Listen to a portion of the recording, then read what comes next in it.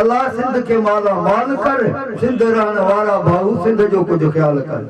टोपी अजर कपाइण जो जॾी इहो बहाल कर, सिंध रहण वारा भाऊ सिंध जो कुछ ख्याल कर।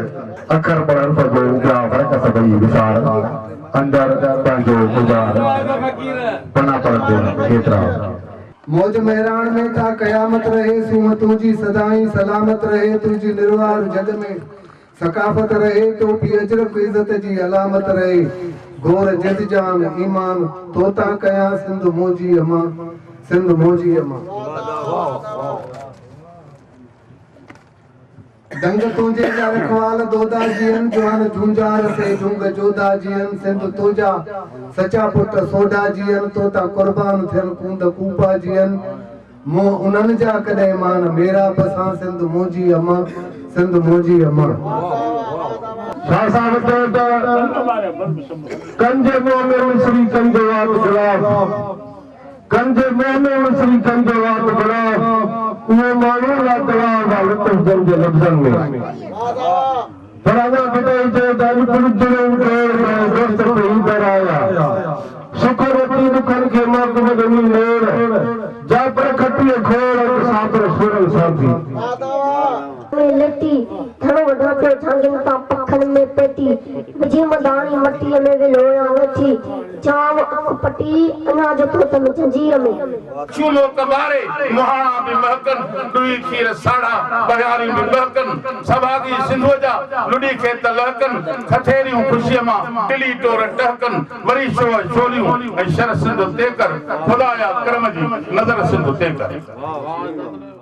मौला पंचन पाक इन सिंध के सुठे नमूने सां हलायो आहे, अॻे बि सुठे नमूने सां हलाईंदो सिंध खे। मुंहिंजो मालिक शहंशाह आहे, असां 3 डिसंबर ते सिंध खे सोणे नमूने सां उजागर कंदासीं, जंहिं तरीक़े सां सिंध टीवी वारनि जी वॾी वॾी महिरबानी थींदी जो असां सां अची हिते मान मल्हाइनि था।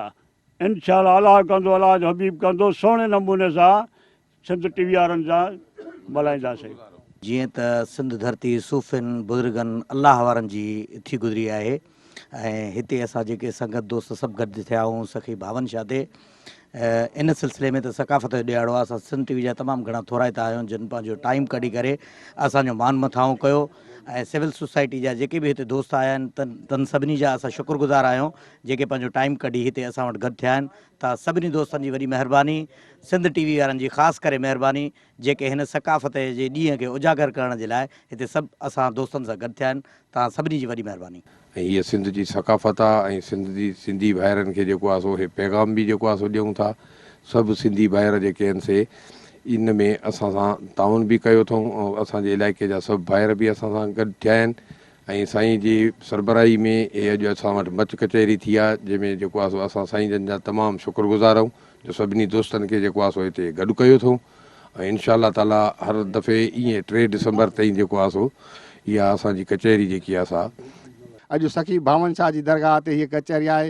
हीअ जेके गॾु थिया आहिनि हीअ सभु मोहबत वारा आहिनि, मोहबत वॾींदा। सिंध सूफ़िन जी धरती आहे, सिंध अॼु खां 5000 साल पुराणी धरती आहे ऐं उनजो मुंहं जो दड़ो शाहिदु आहे। इनशाला 3 डिसंबर ते असीं यकीन था ॾियारियूं शालती फाउंडेशन जे तरफ़ां त वॾी धाम धूम सां 3 डिसंबर ते सिंध टीवीअ सां रैलीअ में शरीक हूंदासीं ऐं बहितरीन तरीक़े सां सैयद ज़ाहिद शाह ऐं शालती फाउंडेशन जे तरफ़ां वॾे वफ़द सां असीं सिंध टीवीअ जे रैलीअ में शरीक थींदासीं। साथ सलामत, सिंध सलामत।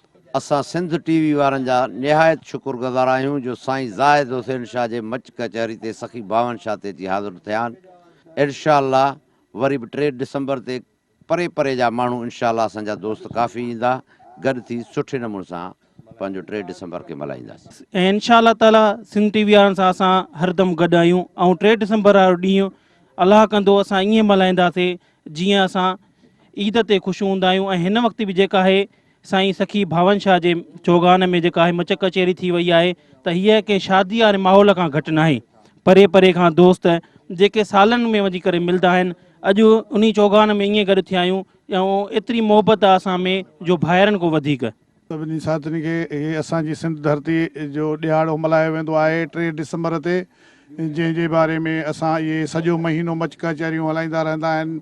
सिंध टीवी वारा सिंध टीवी वारनि जा वॾा थोराइता आहियूं ऐं अॼु सखी भावन शाह सरकार ते सिंध टीवी वारनि जो प्रोग्राम आहे मच कचहरीअ जो अॼु बि असां सां हिननि साथ ॾींदो आहे। असां बि हिननि सां 3 डिसंबर ते ऐं हर प्रोग्राम में साथ ॾींदा रहंदासीं ऐं असां सभिनी सिंधियुनि खे अर्ज़ु था कयूं त पंहिंजी सकाफ़त खे उजागर रखो ऐं उजागर रखंदा अचो त तव्हांजी वॾी वॾी महिरबानी थींदी। असां सिंध लोक अदब तंज़ीम सलाह तरफ़ां सॼी पंहिंजे सिंध में पर पंहिंजे सॼे ज़िले खे कवर कयो आहे। इंशाअल्लाह असां ही तमामु बहितर नमूने सां पंहिंजो हर तालके में असां वञी करे सभु सुगड़ इहो वचन था कयूं त भरपूर नमूने सां असां हीउ जेको प्रोग्राम कंदा रहंदासीं ऐं 3 डिसंबर ते तमामु बहितर प्रोग्राम कंदासीं। असां सभु सिंधी गॾिजी 3 डिसंबर खे वॾे धाम धूम ख़ुशी सां मल्हाईंदासीं छो त असांजो ईअं सम्झो ईद जो ॾींहुं आहे। सिंध टीवी नेटवर्क जी मान में खानपुर शहर जी मशहूरु सूफ़ी दरगाह सखी भावन शाह ते सैयद ज़ाहिद शाह पारां मच कचहरी जो इंतज़ामु कयो जंहिंमें सुगड़नि शाइरनि अदीबनि ऐं मौजूदनि शिरकत कई। उन्हनि सुगड़नि शाइरनि मौजूदनि जूं तव्हां ॻाल्हियूं ॿुधियूं जिन जो चवणु हुयो त सिंध सूफ़ियुनि जी धरती आहे, सिंध अमन जी धरती आहे, प्यार जी धरती आहे।